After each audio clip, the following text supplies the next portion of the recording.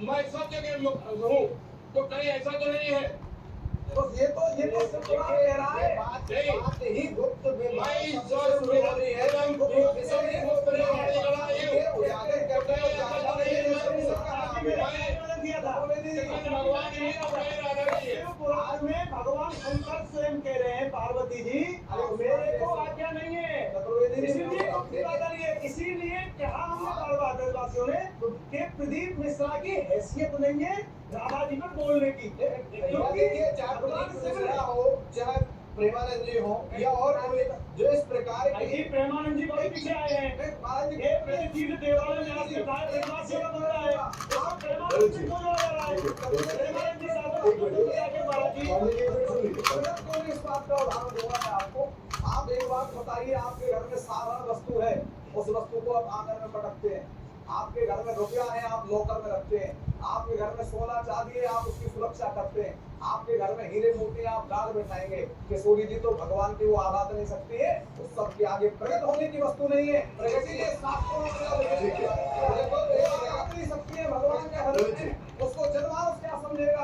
वो संतों की सभा में बोलने के लिए एक श्लोक और है, राधा पूर्ण शक्ति कृष्ण पूर्ण शक्तिमान, दुई वस्तु भेद नहीं शास्त्रीय प्रमाण। शास्त्र प्रमाण देते हैं कि दोनों में कोई भेद नहीं है। इसका उदाहरण दूंगा आज के परिवेश में। मान लीजिए एक बल्ब है, बल्ब के अंदर एक फिलामेंट लगा हुआ है। फिलामेंट अकेला रोशनी नहीं देता और अकेला कांच रोशनी नहीं देता। दोनों शक्तिमान और शक्ति जब साथ रहते हैं तभी संसार में प्रकाश फैलता है। तो राधा कृष्ण कोई दो वस्तु नहीं, एक है। लीलावश उन्होंने दो हुए हैं ताकि हमारे को रस का वर्धन हो सके। तो वो रस आचार्य रस वर्धन कर सके। कृपा सुख ज्ञानी भय अति दानी। आप अभी सूरदास जी की बात कर रहे हैं, मैं भक्ति काल की बात कर रहा हूँ, जिनकी कृपा से सुखदेव जी शिष्य हैं। आप गौड़िया संप्रदाय के महात्मा हैं। आप गौड़िया संप्रदाय की बात करें, आनंद वृंदावन चंपू उठाकर देखिए, सुखदेव जी राधा रानी के शिष्य हैं। राधा रानी ने कृष्ण तत्व का बोध भगवान सुखदेव को कराया है। और सुनिए, आप सूरदास जी की बात करते हैं भक्तिकालीन। सूरदास जी कहते हैं हमारे यहाँ नंदगांव बरसाना का संबंध है। नंदगांव वाले क्या कहते हैं? बरसाने में असल ससुराल हमारो न्यारो ना हो। और जी कहते हैं, आपने कह दिया कि लक्ष्मी जी की अंश राधा रानी। गोपनीय तंत्र के अंदर गौतम तंत्र में लिखा हुआ है, तस्यधा प्रकृति राधिका नित्य निर्गुणा, यस अंशे उनके अंश से लक्ष्मी दुर्गा आदि शक्तियां, जितनी शक्ति आदि शक्ति है संसार में, राधा रानी उनकी प्रकट शक्ति प्रमाण है। और गोपनीय चीजें होती तो शास्त्र प्रमाण। आप लोगों ने भी जो दो बातें कही हैं उनमें ही कुछ हमें इनके सूत्र मिल जाते हैं कि स्वयं भगवान शिव वो कहते हैं रहस्य गुप्त है, उन्होंने स्पष्ट किया, उसकी स्पष्टता नहीं है।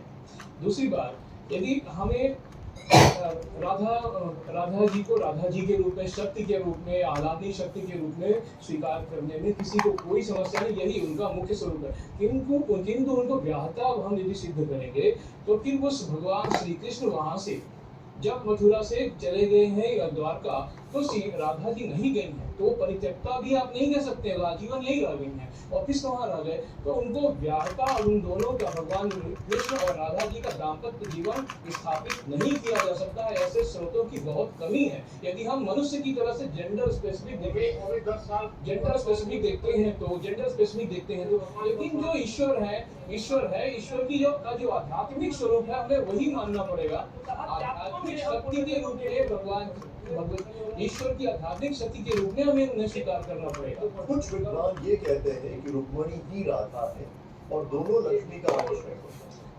ये तो मान्य थोड़ा सा मैं पूछ रहा हूँ आपके पास गया। माधुर्य कृष्ण में और ऐश्वर्य कृष्ण में अंतर ही नहीं पता। अच्छा, मैं आपके पास आ रहा हूँ। ऐश्वर्य कृष्ण को माधुर्य कृष्ण से जोड़ रहे हैं। ये मैं आपके पास आ रहा हूँ। क्या बहस हो रही है? जब परंपराएं छिन्न भिन्न हो जाती हैं तो मान्यताएं कई प्रकारों की स्थापित होती हैं, मान्यताओं को मानते हैं। तो एक मान्यता है, अगर तो नहीं है मान्यता, अगर होती तो पूरा रुक्मणी जी के नामों में, रुक्मणी जी का जो भी संदर्भ है, रुक्मणी जी को राधा किसी भी स्रोत में, पौराणिक स्रोत में नहीं कहा गया, परवर्ती साहित्य में है। तो हम कुछ आधार मानकर चलेंगे किसी बात को रखने के लिए, या तो पौराणिक साहित्य को आधार